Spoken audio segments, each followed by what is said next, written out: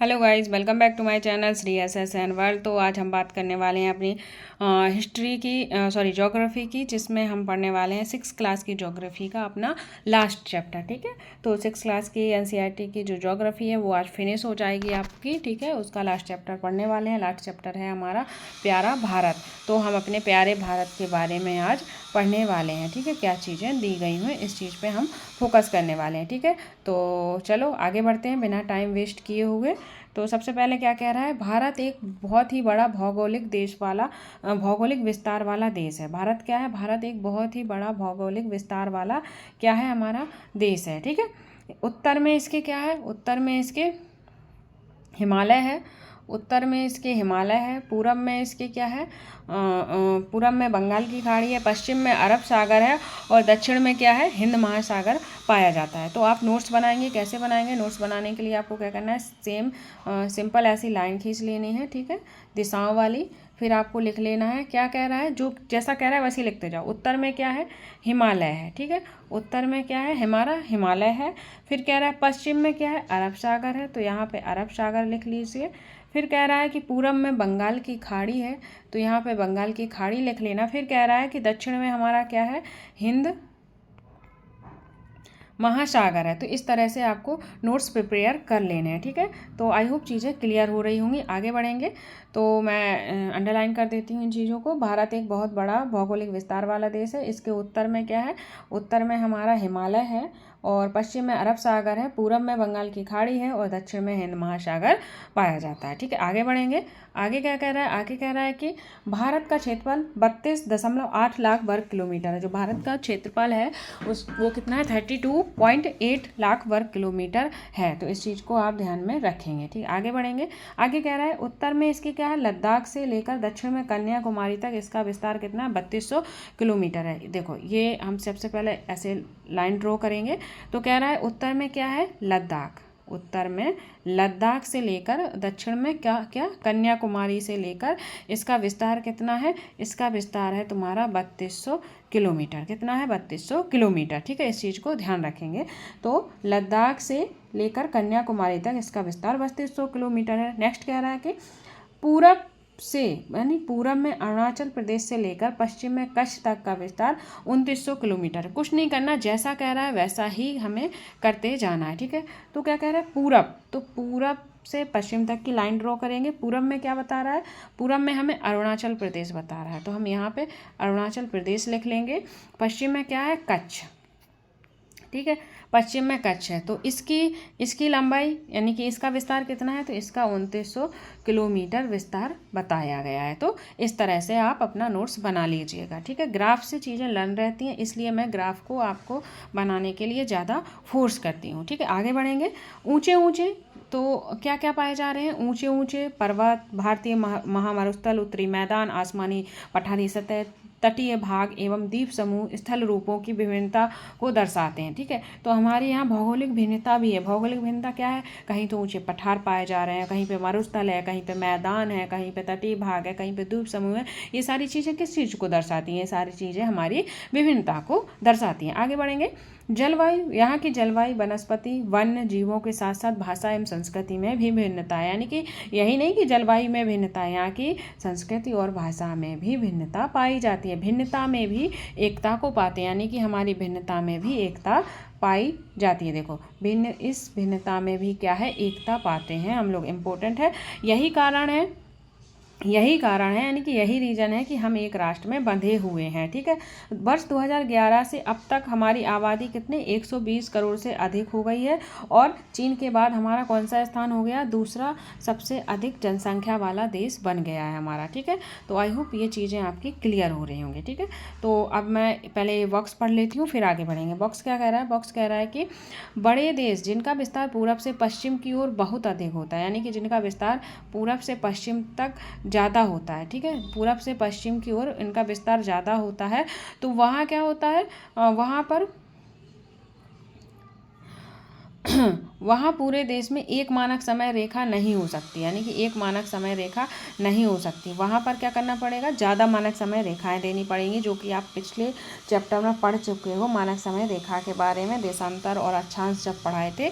तो इसमें कह रहा है कि जो अमेरिका है, अमेरिका में 7 मानक समय रेखाएं हैं, संयुक्त राज्य अमेरिका में, और कनाडा में 6 मानक समय रेखाएं पाई जाती हैं। तो इसी तरह आपको बताना है रूस में कितनी मानक समय रेखाएं हैं। ठीक है, तो आई होप चीज़ें क्लियर हो रही होंगी, इन चीज़ों को ध्यान रखेंगे। इसी तरह आपने आगे पढ़ा होगा कि चीन में कितनी मानक समय रेखाएं हैं, 11 मानक समय रेखाएं पाई जाती हैं चीन में। ठीक है, तो चीज़ें क्लियर हो रही हैं तो please like share and subscribe करते चलें। आप पढ़ रहे हैं भारत की स्थिति, यानी कि भारत कहाँ स्थित है, हमारा प्यारा भारत किस दिशा में स्थित है, इस चीज़ को पढ़ने वाले हैं हम। ठीक है, तो क्या कह रहा है कि भारत हमारा उत्तरी गोलार्ध में स्थित है। कहाँ है, उत्तरी गोलार्ध में स्थित है। तो सबसे पहले हम अपनी प्यारी सी अर्थ बना लेते हैं। क्या बना लेते हैं, अर्थ बना लेते हैं। तो ये रही हमारी प्यारी सी अर्थ। ठीक है, एक मिनट, ये रही हमारी प्यारी सी अर्थ। अब कह रहा है कि भारत हमारा उत्तरी गोलार्ध में है, तो उसके लिए हमें पहले विषुवत रेखा बनानी पड़ेगी। ये है विषुवत रेखा। तो विषुवत रेखा के इधर ऊपर क्या होता है, ऊपर क्या है, हमारा उत्तरी गोलार्ध है, और ये दक्षिणी गोलार्ध है। तो हमारा भारत कहाँ स्थित है, उत्तरी गोलार्ध में स्थित है। तो ये रहा हमारा प्यारा भारत। मैं ग्राफ से क्लियर करूँगी आपको हर चीज़। ठीक है, अब कह रहा है कि कर्क रेखा 23.5 डिग्री भारत के क्या है, मध्य से गुजरी हुई है। जब मध्य से गुजरी हुई है, जो चीज़ कह रहा है वो कर देते हैं। ये रही आपकी क्या, कर्क रेखा। ठीक है, ये होगी आपकी कर्क रेखा। तो आई होप चीज़ें क्लियर हो रही होंगी। अब आगे बढ़ेंगे। आगे कह रहा है दक्षिण से उत्तर की ओर भारत की मुख्य भूमि का विस्तार 8.4 और 37.6 उत्तरी अक्षांश है। ठीक है, इस चीज़ को ध्यान देखना। वो कह रहा है कि दक्षिण से उत्तर की ओर, कहाँ से, दक्षिण से उत्तर की ओर। तो ये तो हो गया तुम्हारा दक्षिण, ये है दक्षिण, और ये हो गया उत्तर। अब पूछ रहा है भारत की मुख्य भूमि। तो भारत की मुख्य भूमि इतनी ही तो होगी। ठीक है, इतनी ही तो होगी, इससे आगे तो होगी नहीं भारत की मुख्य भूमि। ठीक है,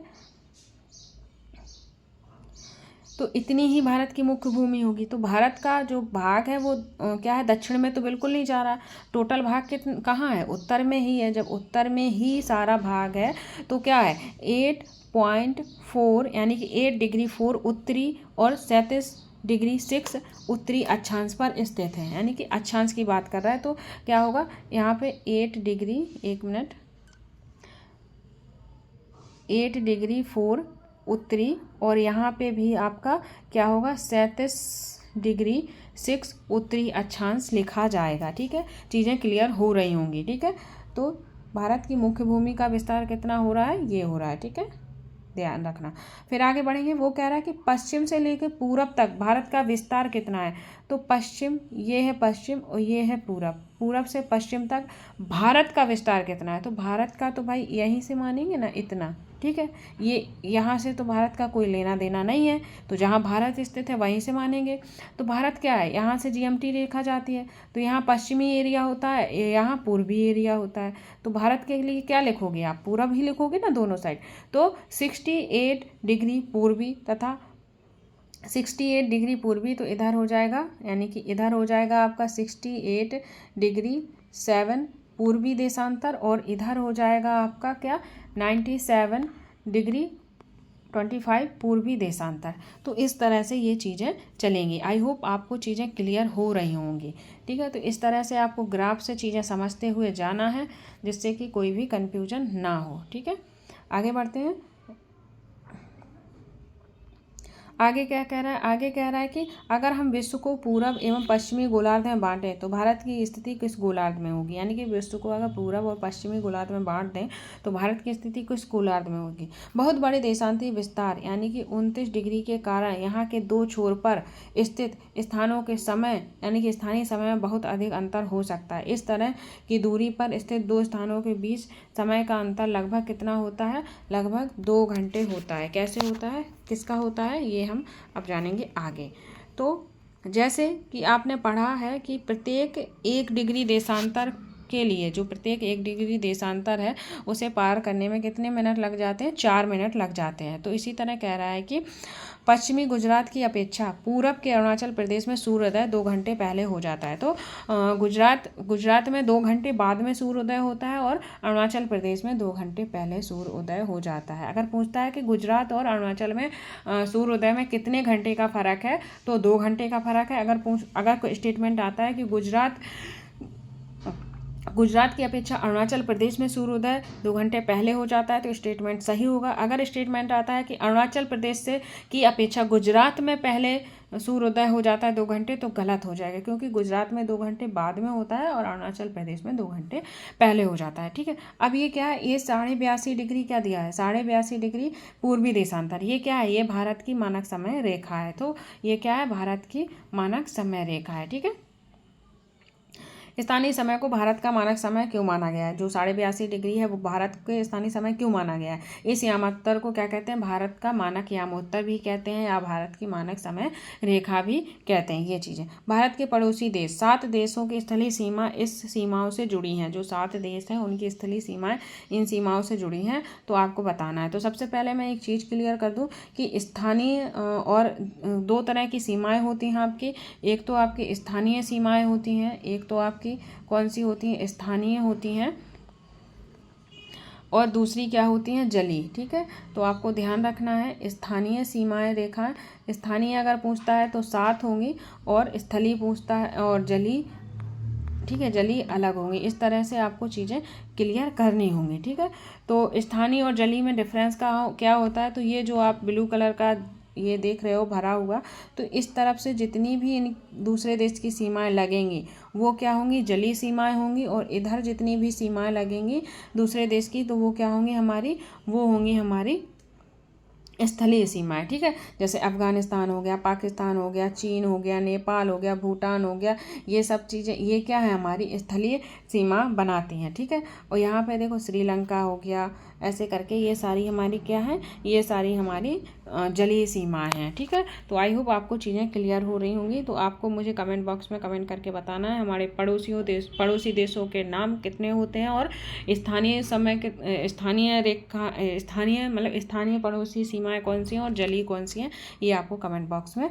बताना है। ठीक है, ये है आपका मैप, देख पा रहे होंगे। तो देखते हैं क्या है इसमें। तो ये आपका पूरा मैप दिया हुआ है। तो 1 मिनट, सबसे पहले देखो ये यहाँ पर पूरब में बंगाल की खाड़ी बताई गई थी, पश्चिम में अरब सागर, ठीक है, ये देखो दक्षिण में हिंद महासागर है। इस तरह से सारी चीज़ें इस मैप में दी हुई हैं, आप उन मैप को अच्छे से देख सकते हो। ठीक है, अब आगे बढ़ते हैं। ये सारे आपके देश दिए गए हैं, देखो ये उत्तर प्रदेश है, ये बिहार है, ये जयपुर है, ये मध्य प्रदेश है। इस तरह से सारे देश दिए हुए हैं। ये हमारी सीमाएँ हैं जिन देशों से लग रही हैं, तो ये सारी सीमाएं दी गई हैं। ठीक है, तो इन चीज़ों को ध्यान रखेंगे और अच्छे से मैप देख लेंगे। एक बार आगे बढ़ेंगे। अगेन एक मैप दिया हुआ है भारत का, ये राजनीतिक मानचित्र है। फिर आगे देखते हैं आगे क्या कह रहा है। देखो ज्योग्राफी को जितना आप मैप से ग्राफ से बनाकर पढ़ोगे उतनी आपकी क्लियरिटी रहेगी माइंड में। ठीक है, कन्फ्यूज़न नहीं होगी, इसलिए आपको मैपिंग और ग्राफिंग पे बहुत फोकस करना होगा। मैं इसलिए कह रही हूँ कि अगर आपका सीटेट निकल जाता है तो आगे के लिए भी आपके लिए बेनिफिट रहेगा। ठीक है, इनमें से कौन से देश हैं जिनकी सीमाएँ समुद्र से नहीं जुड़ी हैं? दक्षिण में समुद्र में स्थित 2 द्वीप श्रीलंका मालदीव हमारे पड़ोसी हैं। जो हमारे श्रीलंका है, मालदीव है, वो क्या है? हमारे दक्षिण के हमारे क्या है? पड़ोसी हैं। फिर पाक जल संधि भारत और श्रीलंका को, यानी कि पाक जल संधि भारत को श्रीलंका से अलग करती है। इम्पोर्टेंट हो जाता है कि भारत को श्रीलंका से कौन सी जल संधि अलग करती है, तो वो हो जाएगी हमारी पाक जल संधि। ठीक है, आगे क्या कह रहा है? आगे कह रहा है राजनीतिक एवं प्रशासनिक विभाजन। भारत एक विशाल देश है। प्रशासनिक क्रियाकलापों के लिए देश को 28 राज्यों और 8 केंद्र शासित प्रदेशों में बांटा गया है। भारत कैसा है? भारत एक बड़ा विशाल देश है, इसलिए इसको 28 राज्यों और 8 केंद्र शासित प्रदेशों में बांटा गया। देखिए इतनी सी लाइन में इतनी इम्पोर्टेंट चीज़ें आपको देखने को मिल जाती हैं। ये देखो यहाँ पे ये मैप है। यहाँ एक भौगोलिक मैप है भारत का, यानी कि भौतिक विभाजन वाला मैप है। इसमें आपको क्या क्या चीज़ें मिलेंगी इसे देखना बहुत इंपॉर्टेंट है। इसमें पर्वतीय प्रदेश देखने को मिल जाते हैं, यानी कि पर्वत पहाड़ी श्रेणी मिल जाएंगी ये वाली, और ये पर्वतीय प्रदेश, पठारी प्रदेश और मैदानी प्रदेश यहाँ देखने को आपको मिल जाएंगे। ये कलर दिए गए हैं। देखो पर्वतीय प्रदेश में इस तरह का सिंबल बना हो गया, और ये वाला पर्वतीय प्रदेश का होगा, ये पहाड़ी श्रेणी का, ये पठारी का। येलो से जितने भी होंगे वो पठारी प्रदेश होंगे, और मैदानी ग्रीन से दिखाए गए हैं। ठीक है, तो ये मैप आप बना लेना। इसमें देखो नदियों के नाम भी दिए गए हैं। ये देखो ये हमारी क्या है, ये सिंध नदी है। और बड़ा करती हूँ मैं, एक एक चीज़ को क्लियर करेंगे। ठीक है, सबसे पहले देखो ये है हमारा हिमालय। ठीक है, ये हिमालय दिया गया है। कौन कौन से हिमालय है? ये हिमालय है, ये शिवालिक हिमालय है। ठीक है, यहाँ पे देखो सिंधु नदी दी गई है। सिंधु की ये क्या है, ये सहायक नदियाँ हैं। सबसे पहले कौन सी? झेलम, चेनाब, रावी, सतलज। तो क्या है, सीरीज वाइज क्वेश्चन आ जाता है। तो पहले क्या होगा, अगर वो करता है कि उत्तर से दक्षिण की ओर लगाओ, तो झेलम, चेनाब, रावी और सतलज। तो इस तरह से आपको सीरीज वाइज क्वेश्चन भी बन जाता है। ठीक है, आगे बढ़ेंगे। ये आपकी गंगा नदी है, ये गंगा नदी जा रही है। ये यमुना नदी है, ये चंबल नदी है। ठीक है, यहाँ पे क्या है, बिंद की श्रेणियाँ हैं, ये सतपुड़ा की श्रेणी है, ये हमारा मरुस्थल है। ठीक है, इस तरह से सारी चीज़ें इस मैप में दी गई हैं, आप अच्छे से देख लीजिएगा। ये हमारी ब्रह्मपुत्रा नदी है, ये महानदी है, गोदावरी है, और ये है हमारा यहाँ पे दक्कन का पठार। क्या देख पा रहे होंगे, ये है हमारा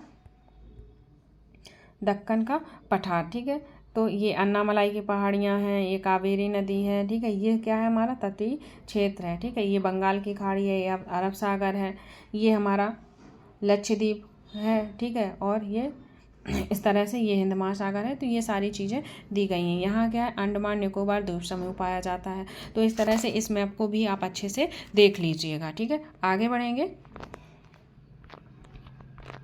अगर चीज़ें समझ में आ रही हैं, पसंद आ रही हैं, तो please like, share and subscribe जरूर करिएगा, और उन बच्चों को शेयर करिएगा जो सीटेट पेपर 2 SST की प्रिपरेशन कर रहे हैं। ठीक है, आगे बढ़ते हैं। आगे क्या कह रहा है, आगे कह रहा है कि जो देश को बांटा गया है, दिल्ली भारत की राजधानी है। दिल्ली क्या है, दिल्ली हमारे प्यारे भारत की राजधानी है, और राज्यों का निर्माण मुख्यतः भाषाओं के आधार पर हुआ है। जो राज्यों का निर्माण है वो कैसे हुआ है, वो मुख्यतः भाषा के आधार पर हुआ है। ठीक है, आगे बढ़ेंगे। एक मिनट, अब पढ़ेंगे भौतिक विभाजन। भारत का भौतिक विभाजन कैसे हुआ। ठीक है, इस चीज़ को हम पढ़ेंगे। तो आगे बढ़ेंगे। भारत में पाई जाने वाली भौतिक आकृतियाँ विभिन्न प्रकार की हैं, जैसे पर्वत, पठार, मैदान, तट, द्वीप समूह। ठीक है, ये क्या है, विभिन्न चीज़ें, अलग अलग आकृतियाँ पाई जा रही हैं। उत्तर में बर्फ़ से ढका हिमालय संतरी का कार्य करता है। ठीक है, जो उत्तर में बर्फ़ से ढका, उत्तर में क्या है, हमारा हिमालय है, हम पढ़ चुके हैं। वो किससे ढका हुआ है, बर्फ़ से ढका हुआ है। हिम आलय, हिम प्लस आलय का मतलब क्या होता है, हिम मतलब बर्फ हो गया, हिम मतलब बर्फ हो गया, आलय मतलब घर। तो क्या होगा, हिमालय का अर्थ क्या हो जाएगा, बर्फ का घर। तो इस चीज़ को आप ध्यान रखेंगे। ठीक है, हिमालय पर्वत 3 मुख्य समानांतर श्रेणी में बांटा गया। जो हिमालय पर्वत है वो 3 मुख्य समानांतर श्रेणी में बांटा गया है। तो सबसे उत्तर में क्या है, सबसे उत्तरी श्रृंखला क्या है, हमारी बृहत हिमालय, यानी कि हिमाद्री। बृहत हिमालय को क्या कहते हैं, हिमाद्री भी कहते हैं। इसी श्रृंखला में विश्व की सबसे ऊंची शिखर, देखो सबसे उत्तर में स्थित श्रृंखला को बृहत हिमालय या हिमाद्री कहते हैं। इसी श्रृंखला में विश्व की सबसे ऊंची शिखर है। ठीक है, इसी श्रृंखला में कौन सी है, विश्व की सबसे ऊंची शिखर पाई जाती है। ठीक है, फिर है मध्य में हिमालय या हिमाचल या हिमाद्री, क्या कहते हैं, मध्य में क्या है हमारा, हिमालय या हिमाचल है। फिर क्या है, हिमाद्री के दक्षिण में स्थित बहुत से लोकप्रिय पहाड़ी स्थान हैं। जो हिमाचल है, हिमाद्री है, उसके दक्षिण में क्या है, बहुत ही लोकप्रिय पहाड़ी और घूमने लायक क्या है, स्थान है। ठीक है, 5 पहाड़ी स्थानों के नाम का पता लगाइए। जो हिमाद्री बताया गया है उनमें पहाड़ी स्थानों को नाम बताना है। ठीक है, फिर सबसे दक्षिण में क्या है आपका, सबसे दक्षिण में आपकी शिवालिक श्रृंखला स्थित है। तो इस चीज़ का आप ध्यान रखेंगे। मैप मैं दिखा देती हूँ आपको, ये है मैप,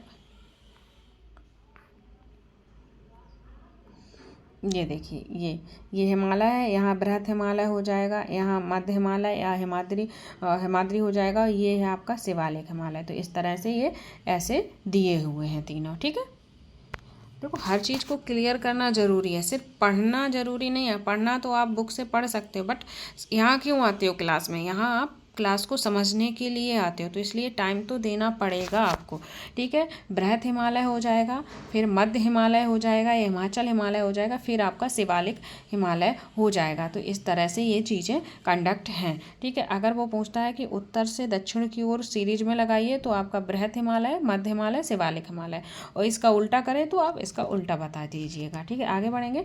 हिमालय के दक्षिण में भारत का उत्तरी मैदान स्थित है। जो हिमालय है, तो हिमालय कहाँ है? हिमालय यहाँ है, तो हिमालय का दक्षिण ये हुआ, तो यहाँ हिमालय के दक्षिण में क्या है? भारत का उत्तरी मैदान स्थित है, ठीक है। क्या स्थित है? भारत का उत्तरी मैदान स्थित है। ध्यान रखेंगे उत्तरी मैदान कहाँ है? हिमालय के दक्षिण में, ठीक है। आगे बढ़ेंगे। ये मैदान समतल तथा सपाट है। ये मैदान सिंधु, गंगा, ब्रह्मपुत्र तथा इनकी सहायक नदियों के द्वारा लाए गए जलोढ़ निक्षेपों से बने हैं। तो जो मैदान है वो किससे बना है? वो सिंधु और गंगा, ब्रह्मपुत्र की सहायक नदियों के जो जलोढ़ निक्षेप हैं उनसे बना है, ठीक है। ये मैदान कृषि के लिए कैसा है? उपजाऊ भूमि प्रदान करता है। कैसा है ये मैदान? उपजाऊ भूमि प्रदान करता है, ध्यान रखेंगे। यही कारण है कि इन मैदानों में क्या है? जनसंख्या अधिक है।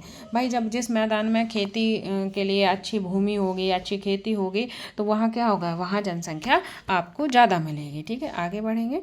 आगे बढ़ने से पहले ये चीज़ देख लीजिए, ये बॉक्स देखना है, जलोढ़ निक्षेप। तो जलोढ़, आपने अभी जलोढ़ के बारे में पढ़ा। जलोढ़ क्या होता है? जलोढ़ किसे कहते हैं? ये नदियों के द्वारा लाई गई बहुत महीन मिट्टी होती है तथा नदी बेसन में निक्षेपित कर देती है। यानी कि जहाँ बाढ़ स्थान होते हैं, बाढ़ होती है, वहाँ मिट्टी छोड़ जाती है नदी, तो वो क्या होते हैं? जलोढ़ निक्षेप होते हैं। जलोढ़ क्या होते हैं? बहुत ही महीन मिट्टी के कण होते हैं। सहायक नदियाँ क्या होती? एक नदी या सरता जो कि मुख्य नदी में किसी भी तरफ से आकर मिल जाती है, तो उसे क्या कहते हैं? मुख्य नदी कहते हैं। मान लो ये मुख्य नदी जा रही है और एक नदी क्या हुआ? यहाँ से आकर ऐसे मिल गई, ऐसे, तो ये क्या हो जाएंगी? ये आपकी सहायक नदियाँ हो जाएंगी, ठीक है। इस तरह से इसे सहायक नदी कहते हैं। आगे बढ़ेंगे। क्या आप जानते हैं कि गंगा और ब्रह्मपुत्र नदियाँ विश्व की सबसे बड़ी डेल्टा बनाती हैं? तो ये बहुत इंपॉर्टेंट हो जाता है कि विश्व का सबसे बड़ा डेल्टा कौन नदी बनाती हैं? तो वो हमारी गंगा और ब्रह्मपुत्रास बनाती हैं, ठीक है। विश्व का सबसे बड़ा डेल्टा इंपॉर्टेंट है, ध्यान रखना। आगे बढ़ेंगे। आगे क्या है? जिसे सुंदरबन डेल्टा कहते हैं। तो सुंदरबन डेल्टा कौन कौन नदियाँ बनाती हैं? गंगा और ब्रह्मपुत्र, ठीक है। इस डेल्टा की आकृति कैसी है? त्रिभुजाकार है। जो डेल्टा है, सुंदरबन डेल्टा है, उसकी आकृति ट्रायंगल शेप में है, त्रिभुजाकार है, ठीक है। डेल्टा स्थल का वह भाग जो नदी के मुहाने पर बनता है। जहाँ नदियाँ समुद्र में प्रवेश करती हैं उस जगह नदी का मुहाना होता है। क्या होता है? मुहाना। मान लो जैसे ये डेल्टा है, ये डेल्टा बना रही है त्रिभुजाकार, और यहाँ समुद्र है, और जब ये ऐसे मिलती हैं तो यहाँ ये कौन सा स्थान कहलाता है? ये मुहाना कहलाता है। अगर क्वेश्चन आता है कि वो जगह जहाँ पर नदियाँ समुद्र में गिरती हैं तो उस जगह को क्या कहते हैं? तो उस जगह को मुहाना कहते हैं। तो ये चीज़ें आपको क्लियर हो गई होंगी। आगे बढ़ेंगे।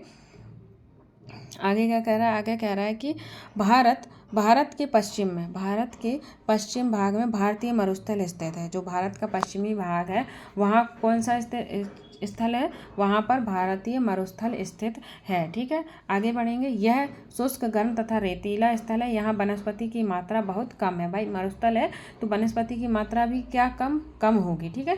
तो कहाँ है? पश्चिमी भाग में स्थित है, ठीक है। आगे बढ़ेंगे। आगे कह रहा है उत्तरी मैदान के दक्षिण में प्रायद्वीपीय पठार है। जो हमने आपको बताया था, उत्तरी मैदान के दक्षिण में क्या है? प्रायद्वीपीय पठार पाया जाता है। इसकी आकृति कैसी है? त्रिभुजाकार है। जो प्रायद्वीपीय पठार है उसकी आकृति भी आपकी ट्रायंगल शेप में है। इस धरातल पर काफ़ी ऊंचा, ये जो धरातल है ये काफ़ी ऊंचा नीचा है। इस क्षेत्र में बहुत सी पहाड़ी श्रृंखलाएं तथा घाटियां हैं। इसके उत्तर पश्चिम में क्या है? अरावली श्रृंखला पाई जाती है। जो प्रायद्वीपीय पठार है तो इसके उत्तर पश्चिम में कौन सी श्रृंखला है? अरावली श्रृंखला पाई जाती है, जो विश्व की सबसे पुरानी श्रृंखला है। अरावली श्रृंखला कैसी है? विश्व की सबसे पुरानी श्रृंखला है। इंपॉर्टेंट लेसन हो जाता है, आपको अच्छे से पढ़ना होगा। मैं सोच रही थी मैं एक दिन में ही ये लेसन कंप्लीट करा दूंगी, बट नहीं, इसमें हमें बहुत सी चीज़ें समझना है, इसलिए आपका इसका सेकंड पार्ट भी आएगा, ठीक है।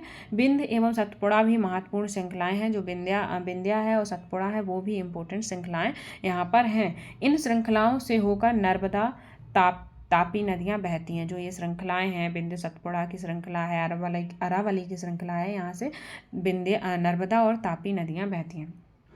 ये पश्चिम की तरफ बहने वाली नदियाँ हैं। तो नर्मदा और ताप्ती किस तरफ बहती हैं? ये पश्चिम की ओर बहने वाली नदियाँ हैं। तो ये इम्पोर्टेंट है, तो ये नोट कर लीजिएगा, क्वेश्चन बन सकता है। जो अरब सागर में गिरती हैं, ये नदियाँ कहाँ गिरती हैं?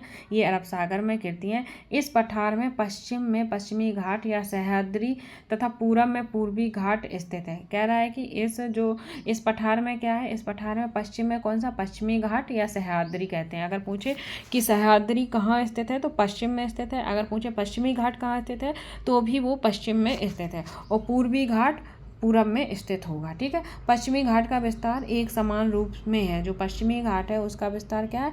एक समान रूप में हुआ है। पश्चिमी घाट का विस्तार एक समान रूप में हुआ है, जबकि पूर्वी घाट बीच में टूटा हुआ तथा असमान है। इन पठारों में खनिज, कोयला और लोहे अयस्क की प्रचुर मात्रा है। ठीक है। तो इन पहाड़ों में क्या है, इन पठारों में क्या है? कोयला और लौह अयस्क की प्रचुरता है। ठीक है। इन चीज़ों को आपको ध्यान में रखना होगा। ठीक है। आगे बढ़ेंगे। आगे बढ़ने से पहले पश्चिमी घाट में पश्चिम तथा पूर्वी घाट में पूर्वी तटीय मैदान स्थित हैं। तो ये चीज़ मैंने बता दी है। अगर पूछे सह्याद्री कहाँ है तो पश्चिमी घाट में है, यानी कि पश्चिमी घाट को ही क्या कहते हैं? सह्याद्री कहते हैं। पश्चिमी घाट को ही हम सह्याद्री कह रहे हैं। देखो, पश्चिमी घाट या सह्याद्री, तो पश्चिमी घाट को ही क्या कह रहे हैं? सह्याद्री कह रहे हैं। अगर सह्याद्री पूछे तो भी पश्चिमी घाट पश्चिम में है, और पश्चिमी घाट पूछे तो भी पश्चिम में। पूर्वी घाट पूरब में है। ठीक है। वही चीज़ यहाँ है। पूर्वी तटीय मैदान किस बारे में बात कर रहा है? पूर्वी तटीय मैदान, एक मिनट। पूर्वी तटीय मैदान कैसे हैं? अपेक्षाकृत चौड़े हैं। जो पूर्वी तटीय मैदान है वो अपेक्षाकृत चौड़े हैं। वह पूरब की ओर बहने वाली कई नदियां, जैसे पूरब की ओर जो नदियां बह रही हैं वो क्या है? महानदी, गोदावरी, कृष्णा, कावेरी, ये सारी कहाँ गिरती हैं? बंगाल की खाड़ी में गिरती हैं। ध्यान रखना, जो पूरब की ओर नदियाँ बहती हैं वो बंगाल की खाड़ी में गिरती हैं, और जो पश्चिम की ओर नदियाँ बह रही हैं वो कहाँ गिर रही हैं? वो अरब सागर में गिर रही हैं। तो हमारी नर्मदा और ताप्ती नदियाँ कहाँ बहती हैं? पश्चिम की ओर बहती हैं। तो वो कहाँ गिरती हैं? अरब सागर में। और जो महानदी, गोदावरी और कृष्णा, कावेरी हैं, ये कहाँ गिरती हैं? ये बंगाल की खाड़ी में गिरती हैं, और ये पूरब की ओर बहने वाली हैं। ये नदियाँ अपने मुहाने पर उपजाऊ डेल्टा का निर्माण करती हैं, और बंगाल की खाड़ी में गंगा ब्रह्मपुत्र नदियों के मुहाने का क्या है? सुंदरबन डेल्टा है। तो आई होप आपको चीज़ें क्लियर हुई हों। अगर चीज़ें क्लियर हुई हैं तो please like, share and subscribe ज़रूर करिएगा। और ये देखो, ये भाग के बारे में बताया गया था। तो भारतीय मरुस्थल कहाँ बताया गया था? पश्चिम में। तो ये है भारतीय मरुस्थल। यहाँ देखो विंध्या और सतपुड़ा की श्रेणियाँ हैं। ये देखो दक्कन का पठार है। यहाँ से महानदी और ताप्ती नदियाँ बहती हैं, जो कि कहाँ गिरती हैं? अरब सागर में गिरती हैं। ठीक है। तो ये सारी चीज़ें बताई गई हैं इसमें। तो आप अच्छे से इन चीज़ों को पढ़ लीजिएगा और समझ लीजिएगा। मैंने इनकी PDF टेलीग्राम चैनल पर शेयर कर दी है, वहाँ से आप एक बार इन्हें पढ़ सकते हो। ठीक है। तो गाइस, अगर चीज़ें पसंद आ रही हैं तो please like, share and subscribe करिएगा, और हमारी NCERT सीरीज़ से जुड़े रहिएगा। और उन बच्चों को ये क्लास ज़रूर शेयर करिएगा, जिससे कि उनका भला हो सके, जिनके पास इकोनॉमिकल प्रॉब्लम है और वो कोर्स नहीं ले सकते। देखो, कोर्स लेने की कोई ज़रूरत नहीं है, क्योंकि बुक्स में पेड कोर्स से ज़्यादा चीज़ें दी हुई होती हैं। ठीक है। और NCERT जो CTET लेवल है वो बहुत ही अच्छे प्रकार के क्वेश्चन पूछता है, और सिर्फ NCERT से ही पूछता है। उसके लिए हमें बुक्स ही पढ़नी पड़ेंगी। कोई हमें इंपॉर्टेंट नोट्स से हमारा CTET क्वालिफाई नहीं होने वाला है। ठीक है गाइज। तो आई होप आपको चीज़ें समझ में आ रही हों। So thank you guys, take care and bye bye.